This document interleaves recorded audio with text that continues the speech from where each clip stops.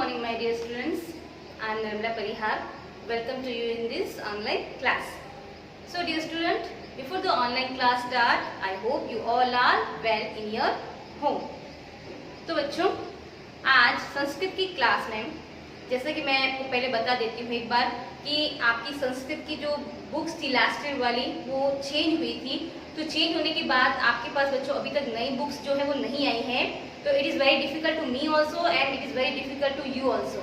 आई know books के बिना हम बहुत मुश्किल हो रहा है कम्युनिकेशन में, और बुक्स के बिना आपको थोड़ा सा डिफिकल्टी का जो है वो सामना भी करना पड़ रहा है। बट बच्चों, मैं आपको जितने भी क्लास ऑनलाइन क्लास ले रही हूँ, जो मैं आपको कॉमन टॉपिक्स जो पढ़ा रही हूँ बिल्कुल कॉमन है। यानी कि जो आपको पढ़ा रही हूँ वो जो अगर आपकी न्यू बुक्स आ भी जाती है तो न्यू बुक्स आते ही आपको दिखेगा कि वो सब यूं का यूं एज इट आपको उस बुक में भी मिलेगा, क्योंकि जो ग्रामर का जो बेस होता है वो यही है और हर एक जो लेसन है वो इन्हीं ग्रामर के बेस पर आपके डिपेंड करता है ना। तो जितना भी मैं आपको पढ़ा रही हूँ बच्चों, वो ध्यान से अगर आप समझोगे तो आपको जो नई बुक के एक भी लेसन ऐसा नहीं होगा जो आपको समझ में नहीं आए। बहुत ही इजीली आप कैच कर पाओगे, बिल्कुल इजीली आपको समझ में आ जाएगा। ओके, तो आप चलिए शुरू करते हैं। मैंने आपको अभी तक बच्चों देखो स वाला एश वाले जो सर्वनाम शब्द है वो पढ़ा दिए हैं। आपको मैंने पट धातु का लट लकार पढ़ा दिया है। उसके बाद अब हम पढ़ेंगे कि अब हम एक्चुअली आगे और ग्रामर को नहीं लेंगे, हम अब जितना भी पढ़ा है उससे रिलेटेड जो आपकी जो एक्सरसाइज होती है आपके, वो हम करेंगे ताकि जितना भी हमने पढ़ा है वो हम रिवाइज भी हो जाए और आपको अच्छे से समझ में भी आ जाए। ओके, तो चलिए हम धीरे धीरे स्लोली छोटी छोटी एक्सरसाइज के थ्रू ही समझेंगे ताकि आपको अच्छे से समझ में आए। देखिए बच्चों, यहाँ पर मैंने आपको स और स वाले जो है 4 शब्द लिखे हैं सर्वनाम शब्द। स का मतलब वह होता है, ते का मतलब वे सब होता है पुल्लिंग में, सा का मतलब वह होता है स्त्रीलिंग में, और ता का मतलब वह सब होता है स्त्रीलिंग में। तो देखिए ये दोनों शब्द जो है वो तो है पुल्लिंग के, है ना बेटा, और ये दोनों शब्द जो क्या है स्त्रीलिंग के। ओके, ठीक है। अब देखिए ये दोनों एक वचन और ये है बहुवचन, ये एक वचन ये है बहुवचन, ठीक है। अब आप इसके अकॉर्डिंग आपको ये 5 जो है वो फिल कर रहे हैं। देखिए आप फिल कर पाते हैं या नहीं। देखिए एक बार वापस बता दो आपको, स का मतलब होता है वह अगर पुल्लिंग हो तो, है ना, और ते का मतलब होता है वे सब अगर पुल्लिंग हो तो, यानी लड़के हो तो। ओके, सा का मतलब होता है वह यानी लड़की हो तो, और ता का मतलब वे सब होता है अगर लड़की में स्त्रीलिंग हो तो। ओके, चलिए फिर करते हैं। तो यहाँ देखिए, यहाँ बेटा क्या शब्द लिखा हुआ है, अम्बा। अम्बा का मतलब मैं आपको बता दूं कि क्या मतलब होता है अम्बा का, माँ। ओके, मदर, मदर माँ, उसको हम संस्कृत में क्या बोलते हैं, अम्बा, ठीक है। तो अम्बा के आगे अब बताइए इन चारों में से कौन सा वर्ड आएगा। देखिए स्त्रीलिंग है और सिंगुलर है, एक वचन है। स्त्रीलिंग का एक वचन मैंने आपको क्या बताया है, सा, है ना। स्त्रीलिंग का एक वचन क्या भरेंगे हम, सा। तो यहाँ हम क्या भर देंगे, सा, सा अम्बा। इसका मतलब हो गया वह माँ है, वह माँ है। ओके, अब देखिए बालका, और ये है आगे आपके विसर्ग, बालकाः, है ना। विसर्ग को हम ह पढ़ते हैं तो बालकाः, है ना। तो अब देखिए बालका यानी लड़के हैं। अब देखिए पुल्लिंग बालकाः इसलिए है, देखो बालक शब्द ये इतना आप हटा दीजिए, सिर्फ इतने देखिए बालक, बालक का मतलब होता है लड़का, बॉय, है ना। और इसके आगे हम अगर आखिरी मात्रा विसर्ग लगाते हैं तो इसका मतलब क्या होता है कि वो पुल्लिंग का बहुवचन बन गया, है ना, यानी बहुत सारे लड़के हो गए।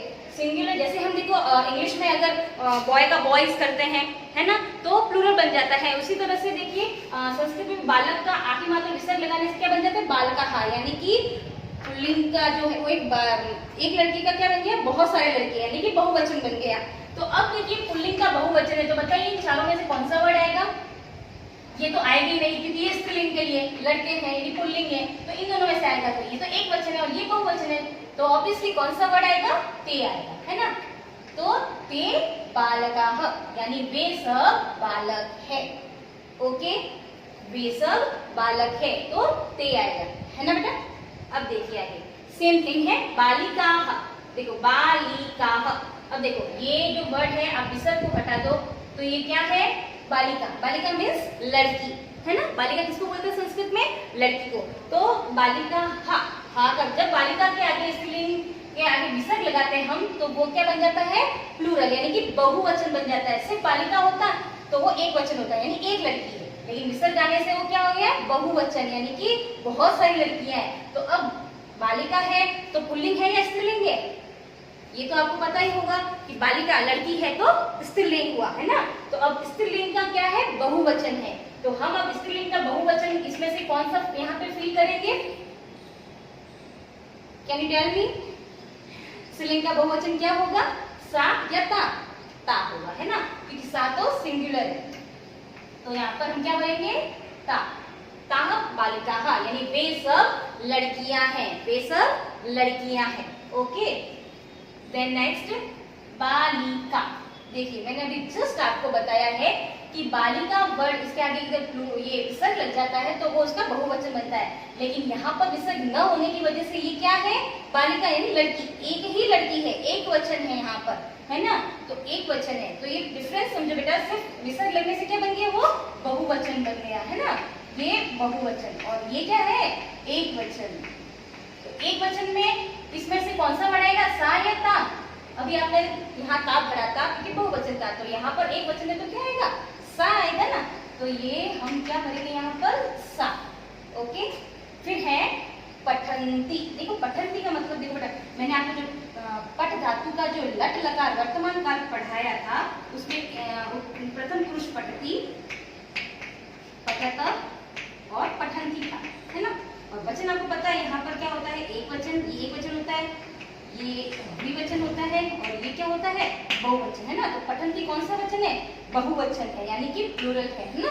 समझ में आया आपको, पठंती यानी पढ़ते हैं। अब देखिए ये जो वर्ड्स होते हैं ना बेटा, ये पठंती, ये लड़कों के साथ भी सेम आते हैं, लड़कियों के साथ भी सेम आते हैं, क्योंकि लड़के भी है तो पढ़ते हैं, पीछे लगते हैं, और लड़कियां भी पढ़ती है, तो इनमें कोई चेंजेस नहीं आता है। आगे वाले वर्ड्स में बालक, बालिका, बालका में चेंज आता है, यहाँ कोई चेंजेस नहीं आएगा, है ना। तो पठंती वर्ड सबके लिए कॉमन चलता है। तो पठंती बहुवचन है, ओके, पठंती बहुवचन है। तो पठंती यहाँ है, तो अब यहाँ बताइए क्या आएगा वर्ड, ते आएगा या ता आएगा, क्योंकि ये तो सिंगुलर है, स और सा। तो पठंती ते आएगा या ता आएगा, बोलिए पठंती के आगे क्या आएगा। तो पठंती के आगे हम ते भी लगा सकते हैं और ता भी लगा सकते हैं। ये सिर्फ मैंने आपको एग्जांपल के लिए बताया है कि ओनली अगर पठंती शब्द आता है तो उसके आगे आप ते लगाओगे तो भी करेक्ट है और ता लगाओगे तो भी करेक्ट है ना, क्योंकि लड़कियां भी पढ़ती है, लड़की पढ़ती है, ये जो है वो वर्ड जो है वो कॉमन है। ओके, अगर पहले पठंती के आगे बालिका लिखा होता, है ना, बालिका कि बालिकाएं पढ़ती है, तो यहाँ हम क्या लिखते हैं, ता, यानी लड़कियां पढ़ती है, वे सब लड़कियां पढ़ती है। और अगर बालिका की जगह बालिका लिखा होता तो हम क्या लिखते, ते लिखते, ता नहीं लिखते बालिका पठंती, वे सब बालक पढ़ते हैं। आई होप आपको यहाँ तक तो समझ में आ गया होगा। मैंने आपको आज छोटी सी एक एक्सरसाइज करवाई है, इसीलिए करवाई है कि बेटा आपको आपके लेसन जैसे स्टार्ट होंगे ना, तो आपको सब ऐसी ही एक्सरसाइज मिलने वाली है। सर वाले सर्वनाम शब्द को मिक्स करके आपको एक हेड बॉक्स दिया जाता है और फिर सारे वर्ड्स दिए जाते हैं, तो आप कंफ्यूज हो जाते हो कि किसमें क्या। तो धीरे धीरे आप जो ये एक्सरसाइज करते जाएंगे तो आपको ये सब कुछ क्लियर होता जाएगा, है ना।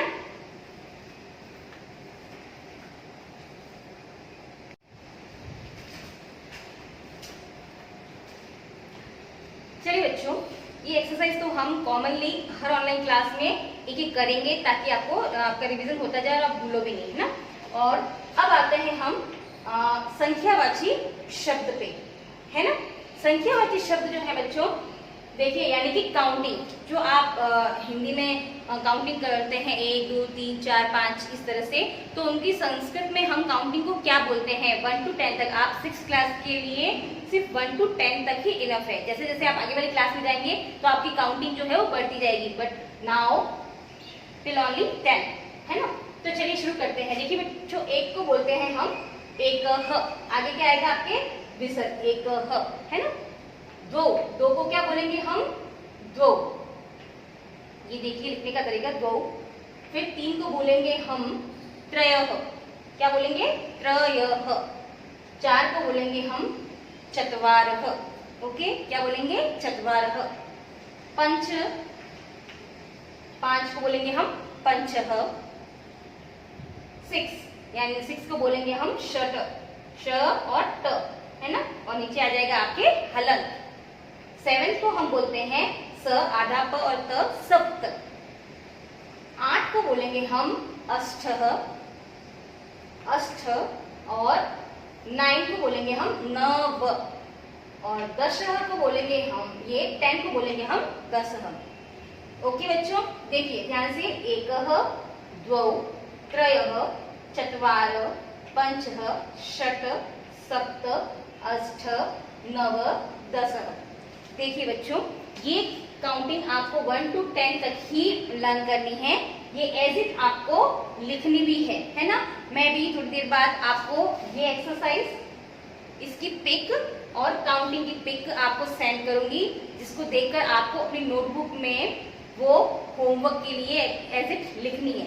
ओके, और इससे बिलोंग करती हुई एक एक्सरसाइज भेजूंगी आपको, जो आपको अपनी नोटबुक में करनी है, ताकि आपको समझ में आए कि जो संख्यावाची शब्दों का जो प्रयोग है वो एक्सरसाइज में किस तरह से किया जाता है।